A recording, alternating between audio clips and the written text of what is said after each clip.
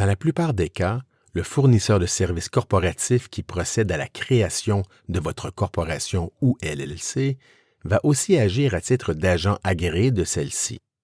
Le choix de votre agent agréé est en partie basé sur le prix annuel de ses services. Certains fournisseurs de services corporatifs exigent un prix relativement faible pour la création de votre société, mais facturent des frais annuels exorbitants pour agir à titre d'agent agréé. C'est un peu la même situation lorsqu'on achète une voiture. Il faut tenir compte non seulement du prix d'acquisition, mais aussi du coût de l'entretien.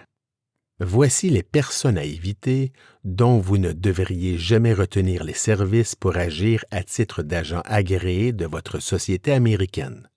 La première personne à éviter est un membre de votre famille, immédiate ou éloignée.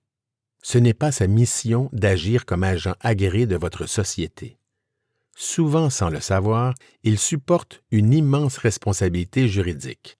En plus, de toute évidence, il ne pourra jamais respecter la règle de disponibilité imposée par l'État, c'est-à-dire être disponible à son domicile ou son bureau de 9 h à 17 h du lundi au vendredi, 52 semaines par année.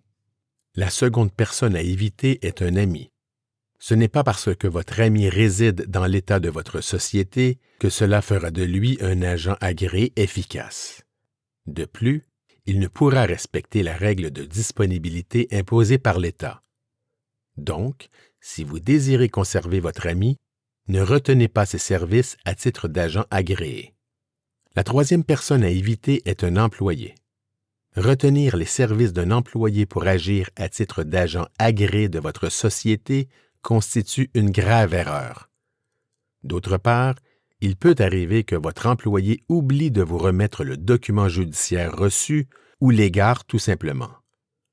D'autre part, il est possible qu'un jour, votre employé puisse avoir des intérêts opposés à ceux de votre société, surtout si vous vous quittez en mauvais termes. Un employé n'est vraiment pas un bon choix pour agir à titre d'agent agréé de votre société américaine. La quatrième personne à éviter est un partenaire d'affaires. Ici, cette expression est comprise dans son sens large. Cela inclut un client, un sous-traitant ou un fournisseur. Pour les mêmes raisons que celles énoncées pour l'employé, il n'est absolument pas recommandé d'utiliser les services d'un partenaire d'affaires pour agir à titre d'agent agréé de votre société. La dernière personne à éviter est vous-même. Certains entrepreneurs désirent agir eux-mêmes à titre d'agent agréé de leur société. Ne commettez pas cette erreur. Il est évident que vous ne respecterez pas l'obligation de disponibilité dont on a parlé précédemment. C'est encore plus vrai si vous ne résidez pas dans l'État concerné ou que vous n'y avez qu'une résidence secondaire. Enfin, voici 3 points que vous devriez retenir. Point 1. Les agents agréés ne sont pas tous égaux. Par exemple, en ce qui concerne l'avis de taxes annuelles envoyé par l'État, certains agents se contentent de le faire parvenir par poste ordinaire à leurs clients sans aucun suivi. Or, les pénalités sont souvent fort significatives en cas de non-paiement de la taxe annuelle dans le délai prescrit. Par exemple, dans l'État du Delaware, la pénalité automatique pour non-production ou production tardive du rapport annuel est de 200 $, tandis qu'en Floride, cette pénalité est de 400 $. Heureusement, d'autres agents agréés, peu nombreux mais fort professionnels, font parvenir un courriel à leurs clients, suivi d'1 ou 2 rappels en cas de non-paiement de la taxe avant l'expiration du délai. Dans l'État du Delaware, certains agents agréés ont un accès direct dans le système informatique de la division des corporations. C'est ce qu'on appelle des agents agréés avec accès à distance, Registered Agents with Remote Access en anglais. Cela peut représenter un avantage fort important pour vous en matière de rapidité. Par exemple, vous avez besoin sans délai d'un certificat de conformité, Good Standing en anglais. Un agent agréé ordinaire peut l'obtenir en 24 heures.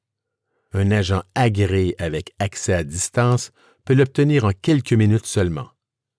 Corpomax est l'un des agents agréés avec accès à distance de l'État du Delaware. Point 2. Il est important de considérer la facilité de communication avec l'agent agréé de votre société américaine. Réussirez-vous à contacter votre agent par téléphone ou passerez-vous votre temps à échanger avec une boîte vocale? Est-ce que votre agent répondra à votre courriel la même journée ou 2 semaines plus tard? Est-ce que votre agent parlera votre langue ou devrez-vous chercher vos mots en essayant de parler la sienne? Point 3.